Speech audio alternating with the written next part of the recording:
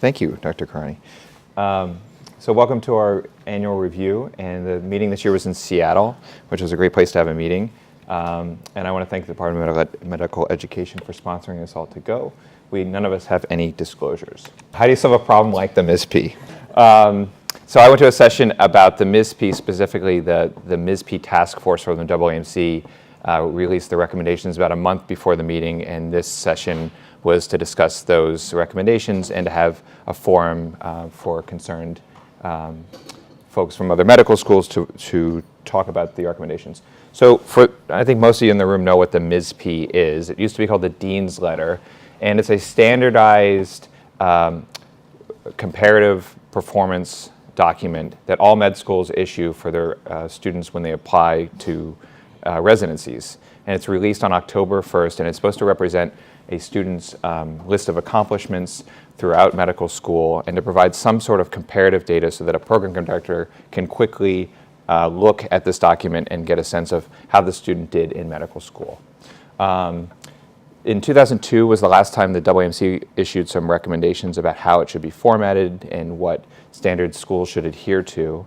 But there's been a tremendous variability in the way schools have adhered to those recommendations. So there's tremendous variability in schools in terms of length of the document. It ranges from about 5 pages to over 20 pages. Clerkship grading is also a source of tremendous variability. There was a recent study that looked at this, and for internal medicine clerkship, the top grade ranged from about 5 to 90% of the class. And then overall ranking strategies, so the MSPE is supposed to provide some sort of summative assessment of how the student overall did in medical school. And schools do this all sorts of different ways. Some schools give a numerical rank. Some schools give an adjective that corresponds to some percentage of the class, like a quartile or something like that. Some schools don't really have a very specific formula for this. And some schools don't rank at all. And when they look at this, words are used in tremendously different ways. For example, the word excellent in different schools means different things, ranging from the top 2% of students to the top 90% of students. So again, tremendous variability. And there's often not any way to decode what schools mean. There's supposed to be some sort of standardized format for schools to present how they rank students, and that is often lacking.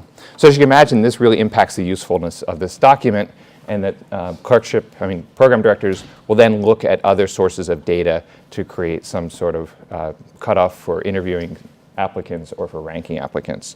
And so when you ask program directors, what pieces of data they use to invite people for interviews, the MSPE is the third most cited piece of information. But when you ask about usefulness, it's ranked 14th. And I see some nods from a program director in the audience.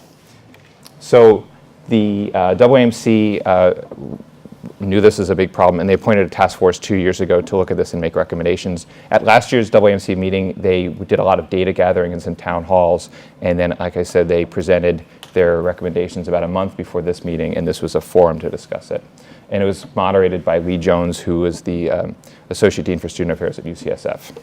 So the task force was charged with reviewing how the MSPE is currently used.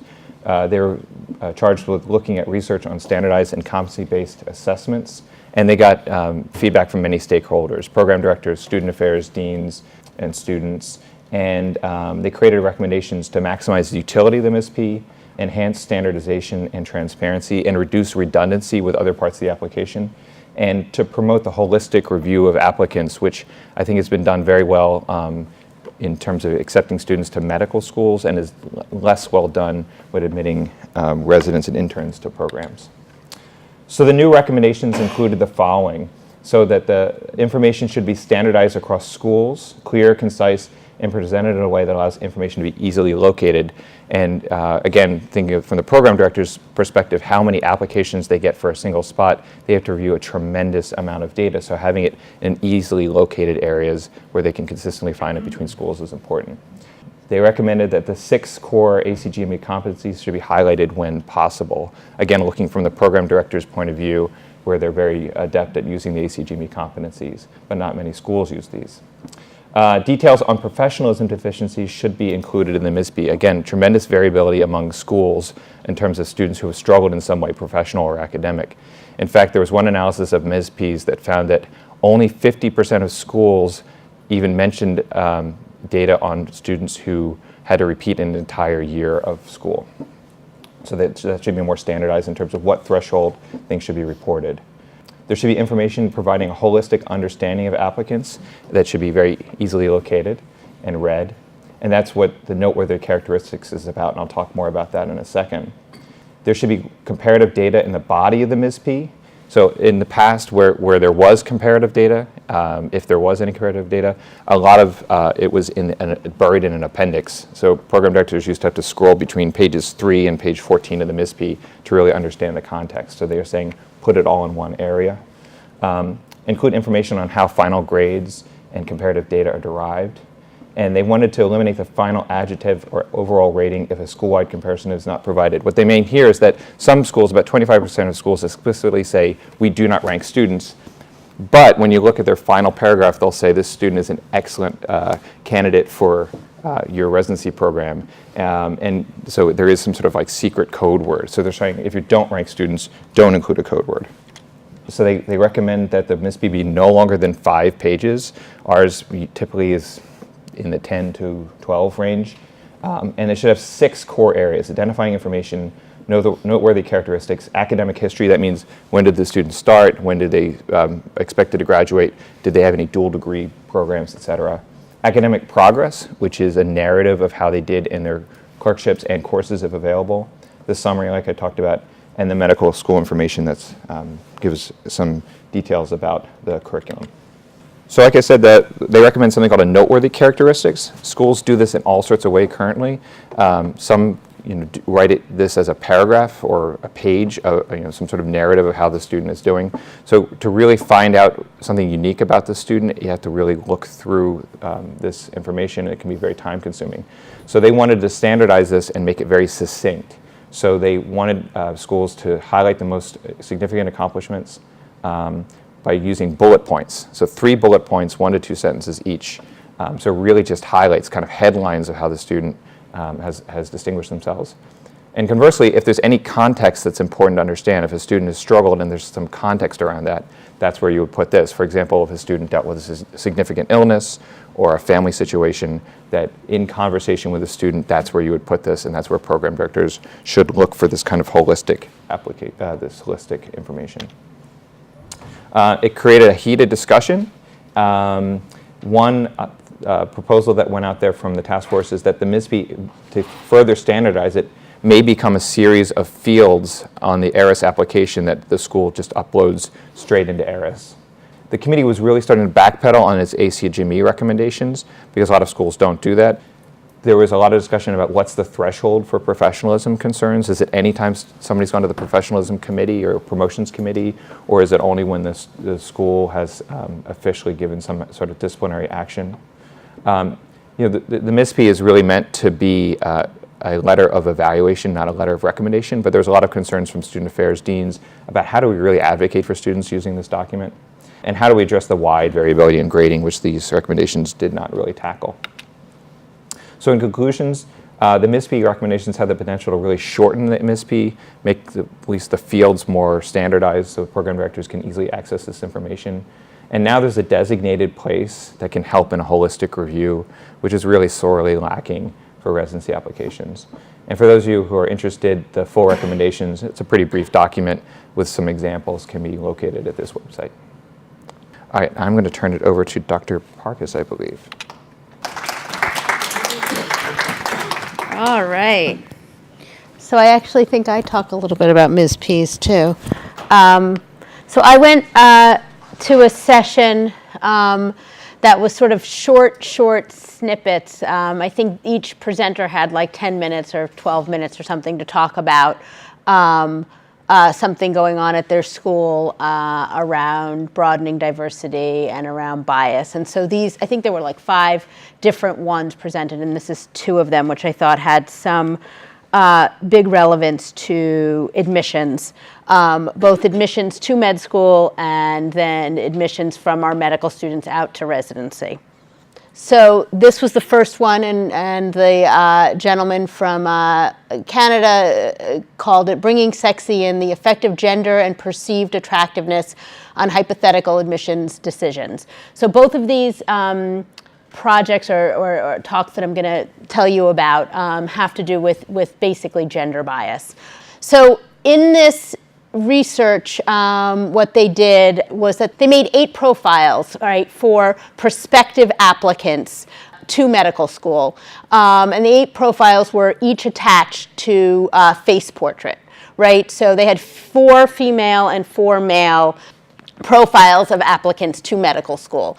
And what they did with the picture of the applicant was they sort of manipulated it in for, quote, attractiveness, using a validated tool from psychology literature in which, for instance, they described and they showed the pictures in the presentation, typically feminine characteristics such as, they made the eyebrows more bushy or big, or they made some of the features in the face a little bit more, the jaw more prominent. And they took sort of the picture of the person and changed it only slightly. But in the sort of validated way that they did it, when looked at by outside people, it would be the picture would be considered less attractive in sort of a standard way. So that wasn't part of the literature that we were looking at. That was sort of standard validated tool. So they did that. They manipulated these pictures, right? And then each of the 8 profiles were accompanied by a short bio about the person and responses to 2 standardized questions that the applicant had done. So is everyone following me? Okay. And then they enlarged the portrait of the applicant from the neck up and attached it. Good? So you basically had the same profile with the same answers with a different picture. Okay? So a complete profile was then distributed online to the medical students and the faculty who were on the admissions committee for rating. So they had enough to rate around some academics and some answers to some questions and this picture. And they didn't know that they were studying this particular thing. They thought that they were sort of getting practice around learning how to train for their, like a re-up for training, right? Okay. So participants were randomly assigned to one of the 2 manipulations of the same picture, each showing slightly different attractiveness, quote unquote. I understand. Okay. Manipulations. It's not my study, but still interesting. So they had 7-point Likert scale on ethical reasoning, motivation, and overall assessment by people on their committee, students and faculty on their admissions committee, okay? And they analyzed the relationship between the profile attractiveness and gender against rater gender and type of faculty versus student. Yes? Okay. 125 raters completed the study. They detected a significant interaction between the rater gender and the gender of the profiles of the applicants, driven by higher rating of the, quote, more attractive version of the female applicant by the male committee members. I know. There was no difference in the committee member if they were a student or a faculty. The conclusion was not found in profiles that did not have a portrait. So, as I'm sitting there, I'm thinking that, how can you take, the most important thing is to take some literature, and maybe it's good literature and maybe it's not, but if it is decent and it's making you think of something, think about what you can do at home to make things perhaps better and less biased. And so we at Sinai, in our medical school admissions, do have a picture of applicants. And our committee has come to the decision that we're probably going to not have one for screening. We like to have it for interviewing so that then we can make the person feel more welcome when they walk into the room and we sort of know who they are. And then if we can remember something at the interview committee about what they said or what they did, it does help us. But I think the screening, which is where we go from 5,000 or 6,000 applicants down to about 700, which is a big jump, right? To get the interview is really hard. It will allow us to sort of take any bias that's related to pictures away. So that felt like something that could be reactive in a productive way from a study. And we were already thinking about it, but it was kind of a bit of a horrifying research project here, but I think there is good that can come out of sometimes seeing bias at work, in that you can react to it and make it better, perhaps at your home institution. So that was the first study, and I know the questions are later. Did they look at the men at all and make them less attractive? They did look at the men, but they didn't find bias. Okay, one more study. Gender bias in MSPEs, which you now know a lot about. You are now all experts in MSPEs. So, retrospective cohort study examining the MSPEs of 5,685 U.S. medical students applying to 16 residency programs at Yale between 2014 and 2015. Every single MSPE that they received at all of Yale for every specialty. Good? Okay. Used customized software and found significant differences in how applicants were described based on gender. Qualitative search for the occurrence of words from 4 thematic categories: standout traits, ability, grindstone habits, and compassion. So they looked qualitatively, like they have all these, right, each one, they have 5,600 MSPEs, and each one has, 3 to 12 pages, Pete just said, so that's a lot of words. And they looked like qualitative research at these words that are used to describe all these applicants. Good? What's a grindstone habit? Like how hard you work. Okay. Describes effort. So the qualitative search for the occurrence of words from 4 thematic categories: standout traits, ability, grindstone habits. So describe effort, how hardworking, right? Hardworking, diligent, comes in early, right? All of this. And then compassion. The female applicants were more likely to be described as caring, compassionate, empathic, empathetic. Women were also more likely to be described as bright and organized. And men were more likely sort of, innovative, brilliant, right, sort of slightly different. They just had different words in the MSPEs described by the people who were writing. And you take the words from the faculty who are seeing them on the floors, right? And so they looked at the differences, and the differences in the use of these adjectives remain significant after multivariate regression. So, interestingly, on the med school side, we've been sort of aware of this a lot, and we have sat around and looked at a recommendation, and it will say something like, Jane is, so pleasant to have around, or she, is energetic, and, this is a young, perky woman. They just sometimes, and I will say, and our committee will say, that feels like such a gendered adjective, that feels like a description that wouldn't be written, just so that we're all beginning to sort of talk the same talk in the admissions committee. And so I think that, interestingly, I brought this to the Women in Leadership elective Nexus course, where I gave a lecture or a presentation, and a lot of the women medical students in the room said these are good qualities. Like, it's not that we don't want those, it's that we want all of it, right? So you don't want to get rid of bright and organized, but you want to have all. And so I think we just have to be thoughtful of our language and how we are evaluating people, and just, I think, sometimes just do a quick, check, a self-check. So I'm going to leave it at that. So I was part of a panel presentation to a group of educators who were trying to bridge the gap between education innovation and financing medical education. And so really broadening relationships between the finance and administrative people who wear my hat and the people who are on the ground teaching and creating educational innovations who wear your hats.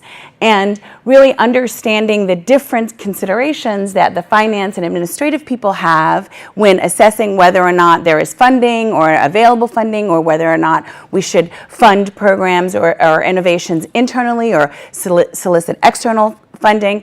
And it was quite a new initiative that we, in the Group on Business Affairs, which is my organization, and the Group on Educational Affairs, are trying to really come into alignment. And so it was a really great experience to work with educators from other institutions and business leaders from other institutions to think of creative ways to fund and address medical education innovation.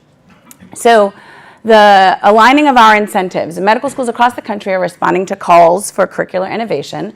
Academic health centers are adjusting to the shift towards value-based reimbursements, and how we continue to inspire our faculty and education team to innovate in the context of RVUs, EVUs, productivity metrics, salary, mission-based budgeting environments, competing demands that place strains on faculty, members, and administrative teams, and identifying sustainable models that we can grow and invest in and continue to innovate in education, and to create a bi-directional conversation between educators and finance teams, because sometimes it feels like we speak a different language. We happen to be very fortunate. One of the things that came up for me was that we are very fortunate here that we have a department of medical education, so all of this is kind of centrally located, and so there is an ease of communication, there is a comfort and a facility of kind of language skills, right? If Rena has a new innovation to talk about, she comes and we meet about it because our offices are located proximally to each other. In many of these larger institutions where there is no Department of Medical Education, there is an Office of Medical Education, but it's often very separate from the administrative and business offices. And so that creates an organic relationship that doesn't necessarily need some of the investment that some of the other organizations might need. So the goal of this project, and it's an ongoing project, is to provide medical educators with a skill set to articulate resource needs. Our group came up with a structured tool. It's a complicated tool, so I didn't include it in my presentation, but it's a structured tool that allows educators to think about kind of the business and values-driven outcomes that they want from their education innovation. So it's also to collaborate with groups, the GBA, which is the group on business affairs, the GFA, which is the group on faculty affairs, to promote bi-directional faculty development, so Finance 101 for educators and MedEd 101 for finance teams. Also to generate an inventory of strategies that are utilized at institutions, regardless of their size, to resource education and how we can share ideas and best practices, and to identify opportunities for the AAMC to help advocate for appropriate resources for education innovation. So this project was introduced in 2015 at the medical education meeting. Then each regional group on educational affairs had a spring meeting where these topics were discussed, and this particular tool was kind of vetted. Then finance and administration and operations leaders came together, kind of fine-tuned the tool, and we presented the tool at the 2016 AAMC meeting. The next step in this project is to kind of have experiences like this where we share what we've done with our education leadership teams at our home institutions, come back together in the spring GBA meeting, and hopefully be able to disseminate some kind of strategy and structured tool that every institution all educators at every institution can use in order to request support and resources. The other thing that I think is really important is kind of bridging this gap, right? Making fiduciary and fiscal responsibility part of medical education innovation.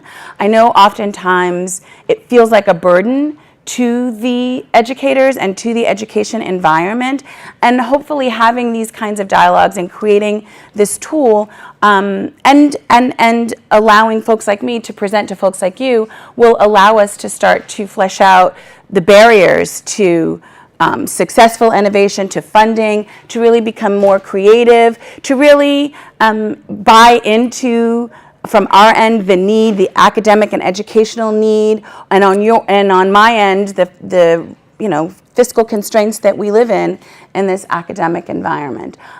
Also to call on folks to become more involved in this work. If there's anyone in this space that is interested in participating in some of this work, I welcome it. We've got a really great group of people that are committed to this. We're hosting a webinar in March, and I'll be sure to share the links with all of you.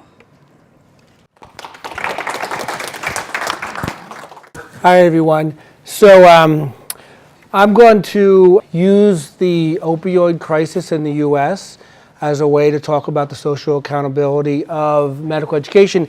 And I bring this up, I mixed a little bit of the social accountability stuff is my spin on this, because it's where I've been in my space and thinking about medical education. And so to just put out a definition for you, so social accountability and health professional education really speaks about, our commitment to assess our own education, research, and service delivery missions to better meet priority health needs in society for an efficient, equitable, and sustainable health system. And so I throw that out in the context of the continuum of health education and understanding that we are at a very socially forward medical school. So those of you who are primarily in that space may think and know that you are doing a lot of that. But in the space beyond that, I'm not sure we're doing that, and I'm hoping it's something that I have been thinking a lot about and hope that you will too at the end of this. And using the opioid crisis as a way to think about this and to see the gap between what exists, what our knowledge base is around a devastating issue going on in the United States now, and to link it to social accountability and how we need to think about this to teach our learners. And so just as a general example, the opioid crisis currently, 61% of overdose deaths are due to opioids in the country, right? And this is, in a number per year, is about 35,000 deaths. Not comorbidities, not hospitalizations, all that other stuff. About half are due to prescriptions. Half are what I prescribe, right? And that's part of the issue here. And then the interesting point is 91% of people who overdose, within the next 2 years, their provider re-prescribes them, continues to prescribe them opioids and high-dose opioids. So that's an incredible data. And as a prescriber of opioids, I think that it's an incredible responsibility that we have around this issue. And so the Surgeon General has asked us to think about, this is a new campaign you've probably seen a little bit about, around us educating ourselves to treat pain safely and effectively, about screening patients for opioid disorders and connecting that to treatment, and then talking about it as a chronic illness, not a moral issue, which is where some of this comes up. Remembering that medical school is 4 or 5 years, maybe 8, for a dual program. 40 years is where we're practicing, and that's the group that probably needs the most help. But because it is a lifelong learning process, right, as we go through this. And this was a survey, the LCME questionnaire, a substantial amount of medical schools are doing this now, right, if you look at pain management. But what they did say, and what I think is a big link for us, is that this needs to be reinforced in residencies and beyond. And I will add also to that I think that we also are at an institution where our GME program is has such a wonderful educational programs as a result of our palliative care, incredible palliative care. So we're very spoiled in many contexts in this, and this is not what exists around the country. And this was in the Journal of Pain, this is what med schools are doing more or less around the country, but I did do some personal communications. Thank you very much to the people in the room. And we do about 35 years overall through our school. This was a quick sort of down and dirty. I'm sure we could get into some more details. There's 5 hours of internal medicine residency training in this, mostly in the outpatient setting. There is one CME course called The Faces of Pain out of 44 live courses. And that runs for about a day and a half, and it's run by neurology. Okay, and so I highlight that because that's our local phenomena that's going on. And so pain medicine is at an area for opportunity of really around the curriculum, medical school curriculum reforms and the health systems and the focus on outcomes because of what the comorbidities that exist as a result of this issue, this really systemic societal issue. But the threats are, pain medicine has historically been an orphan topic and is taught solely as pain medicine with the focus being on the medication itself as opposed to the interdisciplinary professional approach as well as negative biases which exist in many, many people.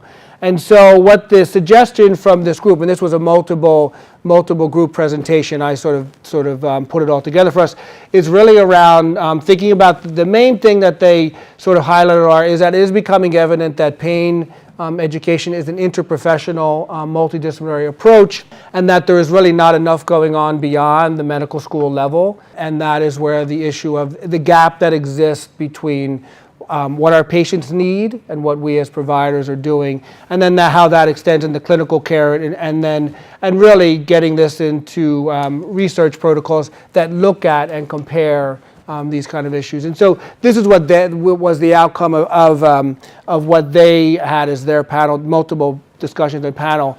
And so I just put this back up and just so ask us as a way to think a little bit about our accountability as health professionals as we develop educational programs. How much are we really looking at the societal needs, and as opposed to deciding to have the third lecture on hypertension in an internal medicine residency. So hopefully that's a little bit for us all to think about and have a conversation as we walk through the halls. And with that, I'll turn it over to Dr. Karani.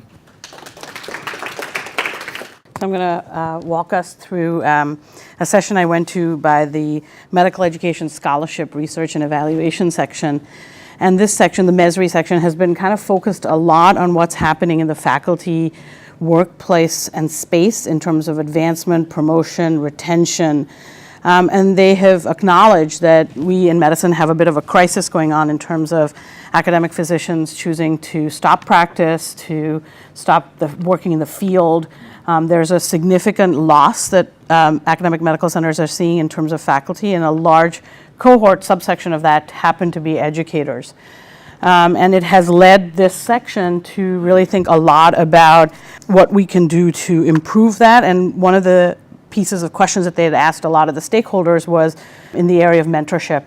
And it seemed to be a big area of deficit for educators compared to investigators, where they felt that there was a trajectory of mentorship, there was a focus on mentorship in terms of grant submissions. The NIH prioritizes mentorship, rewards mentorship, but for educators this seemed to be a big area of deficit. And so a lot of the section's focus this year was to kind of talk about mentorship and get an idea from the stakeholders in the community about how this might be dealt with from the AAMC perspective. And they kind of have advanced a little bit the definition of mentoring. We all have been in sessions where we talk about what advising is, what mentoring is, and they've proposed that it's an activity that's based on a learning relationship, which is really wonderful, which helps people to take charge of their own development, to release their potential, and to achieve results which they value. And I think it's a broader definition than I've seen historically, and one that resonates a lot with me. There are various types. We all have been engaged in mentoring relationships that can be one-on-one with an individual. We could be part of a mentoring team or a group, and we can have a great deal of mentorship that occurs with each other as peers. And traditionally it is, broadly defined as, project-based, where you're working on something specifically with that mentor, or skills-based, where you're learning something to advance towards something else, like you have a mentoring relationship around leadership because you're taking on a new leadership role. And they've proposed a different framework, this idea that we might have to think about levels of mentorship, with the simplest one being consultation, where I come to you for a piece of advice that might be related to an area of expertise that your mentor might have. And that's in some ways, the sort of fundamental floor of it. But that if you sort of move up to a relationship that might be cooperative, where you're sharing a set of resources or maybe connections with different people that you have as a mentor that a mentee might need. But that the sort of aspirational area that they really wanted to push people to as mentors is this idea of a collaborative, which is this shared intellectual process that goes on to help that person achieve their potential. And this collaboration model, they had a very nice table that we'll send out, where you can sort of spend some time thinking about your relationships as either a mentee or a mentor, and really help you think about where the different relationships fall with different mentees that you might have.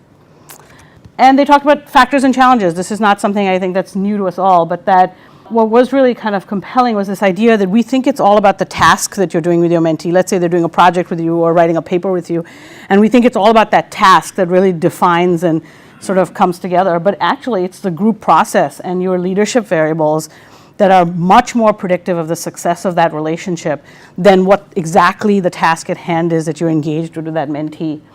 And there are common challenges, sometimes setting up defensible boundaries, or effectively harnessing differences between you and the mentee or the mentees in your group. And then if you have a mentoring relationship, it might not be a relationship of authority. It might not be that you are in charge of that person. So how do you define those boundaries that allow you to have authority, and yet you're not in charge of them? It's a different type of relationship. So how do you gain legitimate authorization where you're not ordering the person to do something, but how do you work together to build and push them forward? And so they've talked a little bit about, the last slide here really focuses on a way that we can self-assess ourselves, like really think about whether we as mentors are achieving this, and take some time with our mentees to actually go through these. Think about who the members in the team are in a mentoring relationship. It's pretty important to clarify roles and expectations. They talked about how to do that, at the outset of a relationship, so that those are very clear to both you and the mentee. How does one facilitate regular communication?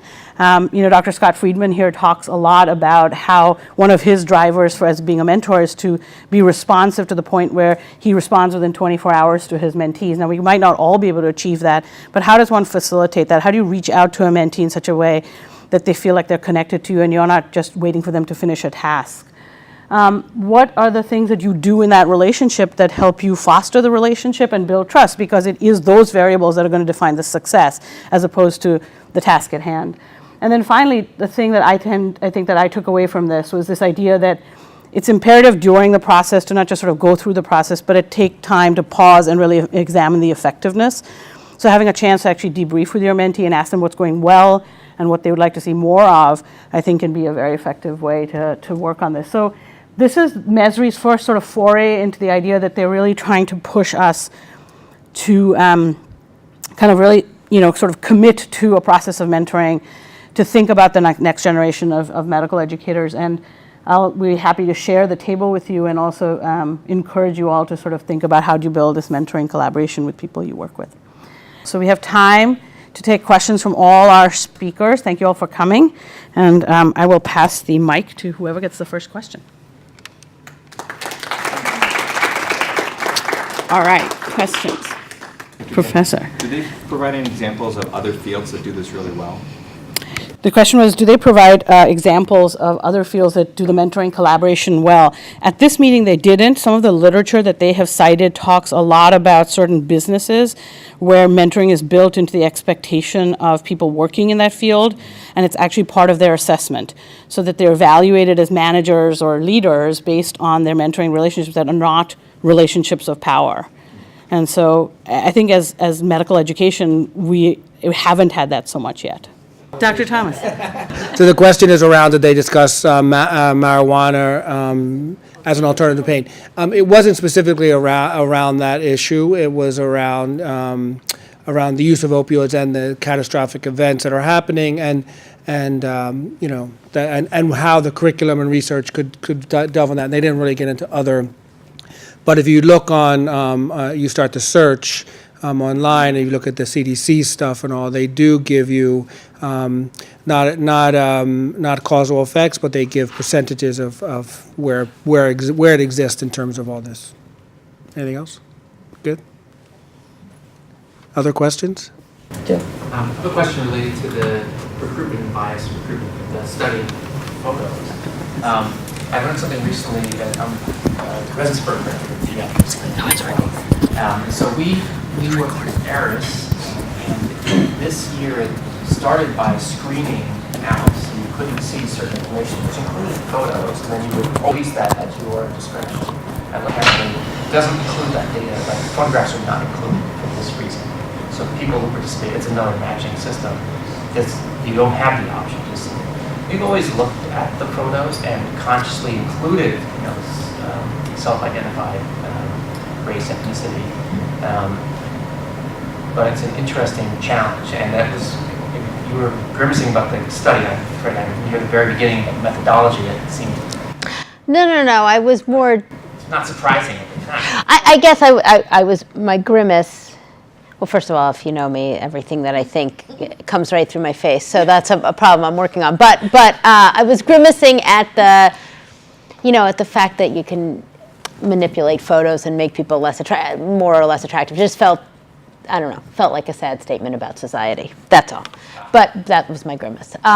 So your question is across other, and I don't know, keys, across all of the key departments here, from a GD point of view, does the institution have some thoughts about recommendations about the photographs? So you could not include them in the screening process to the selection of interviewees, and then open it only right before the applicants come to interview. right, and that's what we're moving towards, I think, in the med school and the grad school. I feel this is complicated, right? Because I remember a long time ago being told by a senior person here, to look at the photo. If the person is not dressed professionally, perhaps, or if there are elements that perhaps one could argue are important. So I had that lens from a mentor of mine years and years ago.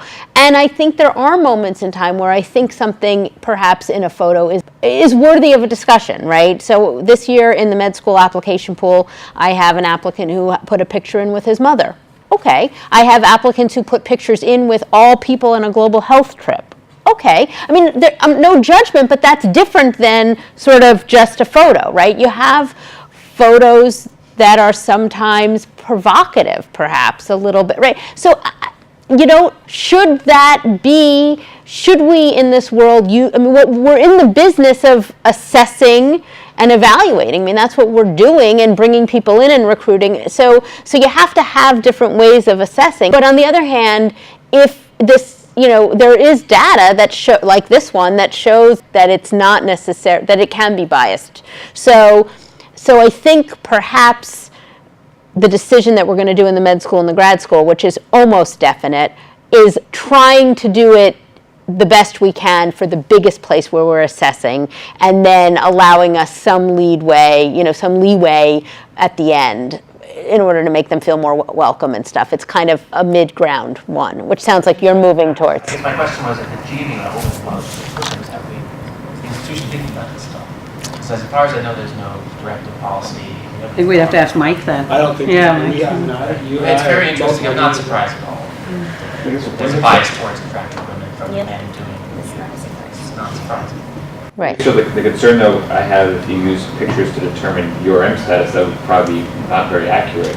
We don't, but it's self-identified. Oh, so isn't there like a checkbox you can use? Yes, instead of yeah, a and picture? applicants themselves self-identify. Yeah. You can choose whether or not you want to see that or not. It's there. Oh, I see what you're saying. And basically there's something called screen, so that data is, all it says is screen. And as an administrator of the program, as programmers are, you can unscreen the data. But there are categories you can half unscreen, or it's all. You can do each one individually. Okay. You can do pictures or not pictures, self-identified status not, only for the entire group. And that's something that AAMC, which now manages the application, the web-based application, might respond to feedback about, right? It's AAMC that runs it. Right. For errors for the residencies. You could say, I don't know if there's a functionality where once you click selected or invited to interview, then the screen stuff becomes available. But there's nothing that would prohibit that function. Right. Built into it, they make changes all the time. Right. For the MSPEs, I know you were saying there were so many components and they kind of narrow it down to the important things. Among that, did they kind of number out of curiosity which they felt was the most important, the singular characteristics or whatnot, or their progression in school, their academic progress? Did they kind of ever give any? So the question is, in their guidelines, do they give some prioritization to what schools should be doing in terms of these recs? Or what those committees thought, or those discussions like, hey, we feel like kind of this was the most important, and we just took the top 5 to be included in the letter? No, they didn't really go through what the system was, and they said they solicited opinions from multiple stakeholders and stuff like that, but they didn't talk about the analysis of that, like did certain themes emerge and how do they analyze that and stuff like that. They didn't sort of go into that, so I don't know if they just sort of did a gestalt or whether they did some sort of more systematic analysis of that. And you said in the beginning that when you did the program directors, there was like one of the top 3 in what they used, but it was like 14 in how effective it was. Right. It was. That's right. And when they say in top 3 in terms of screening, what were they looking at when it's from pages 2 to 20? They didn't say. Anecdotally, what people look for is usually the ranking. What keyword and maybe the clerkship grade that's most relevant to that program. No, Michelle, I really like what you guys are doing in the GBA and stuff. And just curious if they thought at all about how this could be pushed forward a bit. So you're now working with, the faculty that are out 10, 15 years, and you're having to work with them, pushing this back. Have you thought about what should be taught in the medical school and GME, and where do we put this and how do we get it in? Yeah, that came up early on in our planning because, we think that it should start in medical school. I mean, there's even talk about having courses like, financing your medical school career, or, healthcare delivery financing, and having those as kind of benchmarks. But it's hard. I mean, we compete here even just for, an extra hour on topics like race and bias, right? There's a pecking order. So, but that discussion has come up, and I think having more people talking about it starts to at least allow people to think about it in the context of their lectures, in the context of certain discipline-specific content, and how finances, both in access and financing education, right? Access to resources for patients, access to resources for students, and financing innovation at medical school levels can come into those topic areas as well. Well, it's interesting because education is not a revenue-generating function. Yes, it is. And in the GME world, there's that non-transparency between, what we're paid and what gets pushed out, and, how... Well, and also the universe, right, outside of our four walls, right? What do people in the United States of America understand about how medicine is financed and how medical education is financed? These conversations don't come up at all when people are talking about Medicaid, Medicare change or reform, in air quotes, or other financial impacts to CMS, because they don't understand that CMS funds all of the training for medical education and the graduate medical education level. So I think there's a big gap in knowledge in general. What are some of the disadvantages following the new MSPE guidelines and what we used to do before?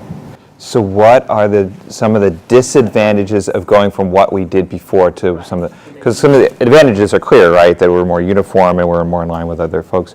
I think the disadvantages are that, we used to have a research section, which we're not going to be doing anymore. And we used to have a whole list of leadership and extracurriculars and stuff like that. I don't think it's a major disadvantage that we're not doing that, because that stuff is in ARIS, and that's where program directors usually look for it. I think the major challenge, I don't know if it's a disadvantage, is it's really just space. Like, how are we going to really sort of fit it all in there?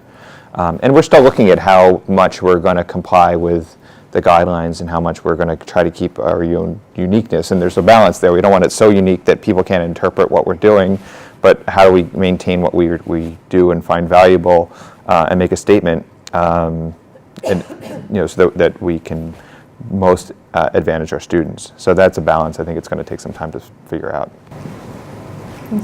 Yeah, go ahead. Would you think that one of the disadvantages has to do with students whose excellence is displayed in a broader range, being less, having less robust MSPEs given the new structure? Because it seems like it's the weighted on grades, more on grades and academics and people. I think it depends on how effective that unique characteristics section ends up being and how program directors end up using it. So that'll be really interesting to see if that's effective, because that's where you would really try to highlight, who did the really excellent things or who really came a long way or things like that. So I think that'll be interesting to see how that plays out. It almost seems though, Michelle, when you look at some of the guidelines that Pete was presenting, this idea is it's looking like a narrative transcript. That's what it's really becoming. Meaning it's like a transcript where you have these paragraphs, right, which tend not to be in a lot in the first 2 years, but it's like a narrative transcript. Like when you order your transcript, you just get your letter grades. This is more than that. This puts all these grades in. It's almost like what they're asking for is a narrative transcript with this little extra section of a unique characteristic, which in the med school application process, you have a lot more ways to do that. Here they're saying, give it to us very short, put it on the top or wherever you want. And then it's a narrative transcript. Yeah, I think for me, it just feels like we do a great job, in my opinion, in recognizing student excellence. We have a broad stroke on what that looks like.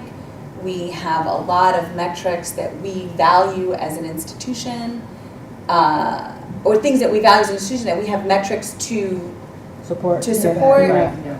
And I struggle with the switch. the Yeah. switch. Yeah, I do too. I mean, I think, we used to rank people by not only their academics, but by their other leadership and stuff like that. Service. And what we found over the years is it's a really hard thing to do that fairly for one and without sending the message that more is better. No matter how much we try to modulate that, really when push comes to shove, assessment drives learning, and it really said the more you do, the better it is. Yeah. And that's not, in my feeling, that was a disservice to students in terms of valuing wellness and balance and things like that.